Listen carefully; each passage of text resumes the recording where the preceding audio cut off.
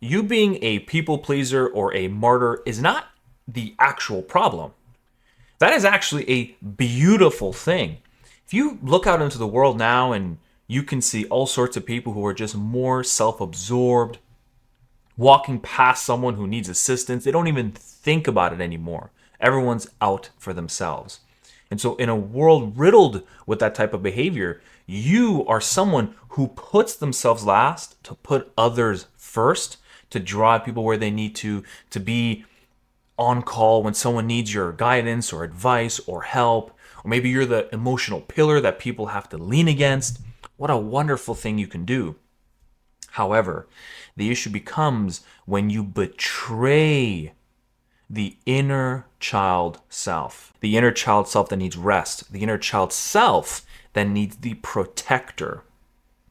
Because the distorted world of a people pleaser, of individuals like that, and I have people in my family who are like that, is as you continue the cycle of putting others first for too long, eventually you lose your ability to actually even say no, to have the courage to say no. Because of that inability, the original intent of wanting to do things for people starts to change into now you're simply just being controlled by an emotion. Guilt.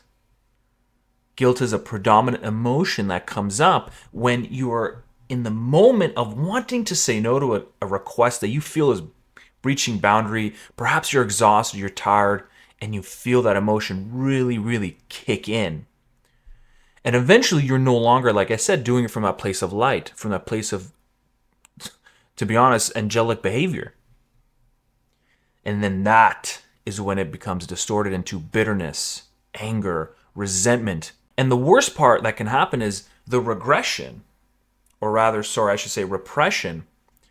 When you repress what it was that originally got you there, or what even began this behavior in the first place, as you start to lose consciousness of it, it will operate and will control behind the curtains. And worst of all, if you are unaware of it, there are people out there who can see that that is your complex, but they can recognize you do not have boundaries, and they will manipulate you and they will control you and they'll ask you to do what they want you to do. Or in a more innocent form, you will have people in your life who will become spoiled by that. And you can feel them taking you for granted more and more and more. And so the question is, how do you begin to change this? How do you either reinterpret, repackage, or approach this differently? Well, the first thing you have to know is how your particular people pleaser complex operates. Everyone has a completely different memory and experience as to what got them there. They're very common, actually, when you look across the board, but of course, everyone's an individual. Everyone has a different mix and flavor. So we need to understand, and the way you can understand and map it out, it all begins with the emotion. You can actually write this down as a practice you can do. When someone asks for a request from you, and you feel that it is breaching something, your ego is wanting to say yes because it's in habit of saying yes. But you can feel, if you tune in to the inner self, that inner compass, it knows. It's built into you. You do not need advice for it. It will come up and it will say to you, this is too much. They're asking for too much. It may not say it in words. You'll just feel it in a response, in maybe jitter, anger, anxiousness, frustration. Then the guilt will come up. Well, if I don't say yes, then no, I can't say no. I have to say yes to this. You need to follow the emotion of guilt. You won't be able to do it in the moment, but perhaps after, post, or even as you're sitting here now, you can reflect and think, okay, well, I felt emotion. Where does this emotion lead to? I want you to essentially do a meditative exercise. Follow the guilt. Trail it down. Imagine it like an elevator. So you feel the emotion. I want you to hop onto that elevator and ride it down all the way to the base of your being. And when you start to arrive there, you're going to feel all sorts of sensations. You're going to feel feelings in your body. I want you to attune to them as much as possible. And then over time, as you do this, you're gonna start to see images. You're gonna start to hear phrases and words. I'm unworthy unless I do X. People will love me if I do this.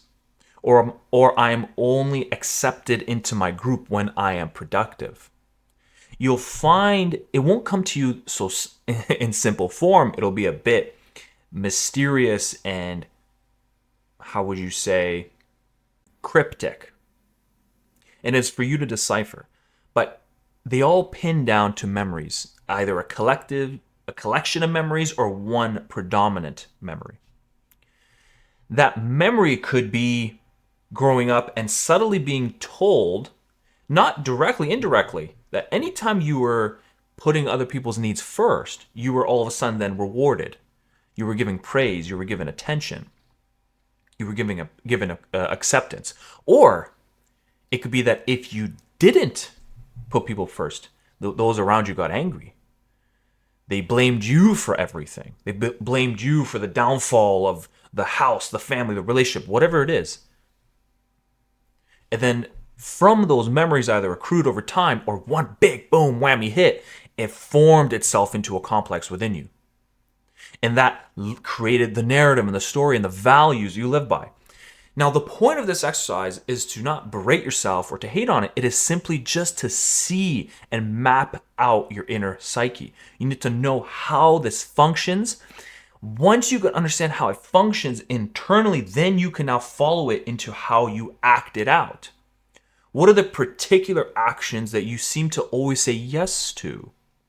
And this can further expand your understanding and your awareness of yourself, because there are some things you have no problem saying no to, but particular things you have to say yes, and that's a really interesting place to go.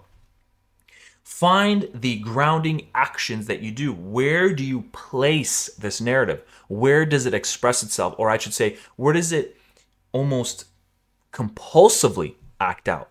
You can't even resist it. Once you can find how it operates, it'll give you better perspective. And what that means is you'll be way more alert to somebody who is acting from a manipulative perspective or a spoiled perspective.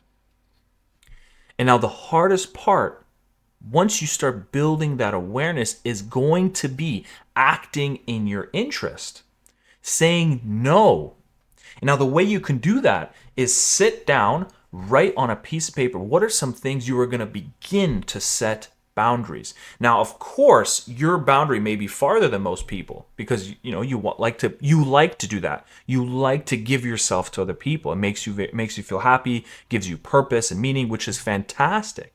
But you need to set a boundary, a border that you say, I will not cross this border. I am now betraying my inner self. Because when you align with that inner self and you protect it, you are bringing in, if you're a female watching this, the maiden, and if you're a man watching this, the warrior that protects, that serves the king or queen, which is you, your totality, your whole self, and it makes sure it follows the rules and it sets healthy boundaries, and it is in the pursuit of the ideal, of what you believe the ideal is. That needs to be integrated, not removing or suppressing the people pleaser, the martyr that you have, because unfortunately we can't remove these things. It's a part of you. It's a part of your, essentially think of it as your genetic makeup now. It's part of your DNA. The only thing you can do is incorporate more, get a wider range to yourself. Because imagine just for a minute here, let's do a practice. Imagine what your life would look like if you can give yourself fully and then also simultaneously pick up on the cues of somebody who's not appreciating it, taking it for granted, manipulating you for their own gain. And imagine noticing that and saying, you know what, I'm going to stop. We're not doing this anymore. I don't feel this is being reciprocated here. And imagine having the ability to say stop. But the way it begins is small no's. I know the big no's are very hard to do, so you have to start very small, because what you need to experience is what you will feel like after you say no. Because worst case scenario, you'll think people will leave you, people will reject you. Believe me when I tell you, those who you give too much to, let's say, need you probably more than you need them. That's honestly more often than not the reality that I've seen. They more than likely will not go anywhere. Will they throw a fit? Will they feel like backing you into a corner? Oh yeah. Oh yeah, they will. But it's all a bluff. It's all a bluff. Because they know they need you. They've been comforted by your giving nature. And so you can reclaim some power there, not to abuse it. See, this is very important. Not to abuse this knowledge, that you actually have control in that situation. Not to abuse, not to manipulate, but to simply just set a healthy boundary. This is actually touching into my own personal life where I was bullied heavily growing up. And so I found over time that it wasn't that I wanted to accept people and bring them in right away and wanting people to just know that I'll accept them 100% as a weakness because of individuals that came in and berated me and abused me and laughed at me and rejected me. It wasn't that I was that accepting person that was the issue. The issue was I wasn't able to recognize my own narrative, the way I functioned, the way I operated, and where I associated this behavior, where my loop patterns were existing. And I also wasn't able to recognize their intention because I was clouded by my own. And so therefore, by recognizing what they were doing, my courage, I often call my impulse to change. Everyone has an impulse to change. When you begin to notice your inner workings, there's this feeling that kicks in within you that says, it's time for something different. It's time to incorporate more. Thank you very much for watching. If you need more guidance or mentorship from me, you can click the first button, download my PDF absolutely for free. I call the Identity Initiation Guide. This will really help give you the basics of how to venture into the depths of your soul, essentially. Understand the way things work so that you can have control, so that you can build awareness of yourself and actually move forward with pure, clean intention. Or if you need me to help you discover the narrative, understand how it works, then map out a strategy moving forward to integrate more aspects into your psyche, into yourself, into your body, in your life, and your patterns, click the second button below and book a call with me. It would be my absolute pleasure to share space. It's a sanctuary where all are accepted. Thank you very much, and I will see you guys on the next video.